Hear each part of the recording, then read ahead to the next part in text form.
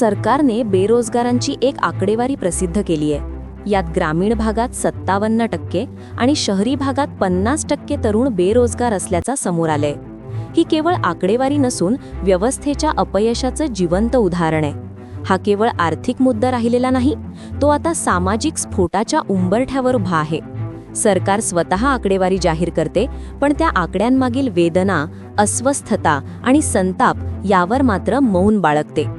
हे मौनच आज सर्वात धोकादायक आहे. शहरांमधील झगमगाट, मेट्रो, बुलेट ट्रेन, स्मार्ट सिटीचे फलक या सगळ्यांच्या सावलीत तरुण बेरोजगार उभा आहे. डिग्री हातात पण नोकरीशिवाय. Make in India, startup India सारख्या घोषणांची पोस्टर्स फाटलेली आहेत, पण रोजगाराचा दार मात्र बंदच आहे. सरकारला फोटो सेशन, जाहिरातबाजी आणि भाषणांची सवय झालीय, पण तरुणांच्या रिकाम्या पोटांचा, मोडक्या स्वप्नांचा हिशोब मात्र कोण देणार? ग्रामीण भारतात परिस्थिती अधिक भयावह आहे. शेती तोट्यात, मजुरी अपुरी, स्थलांतर हाच पर्याय. शहरात येऊनही काम नाही, सन्मान नाही, सुरक्षितता नाही. बेरोजगारी ही केवळ उत्पन्नाची समस्या नसते, ती आत्मसन्मानाची हत्या असते.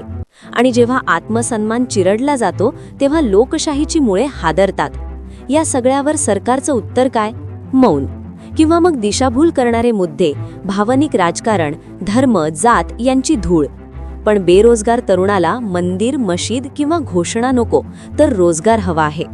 आकडेवारी जाहीर करून हात झटकणे हा प्रशासनाचा धर्म नाही, जबाबदारी स्वीकारणे हा खरा धर्म आहे.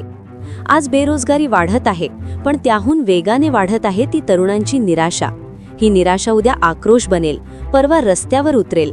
तेव्हा सरकारने वेळीच रोजगार दिला असता तर हा संताप टाळता आला नसता का, असा प्रश्न समोर येईल.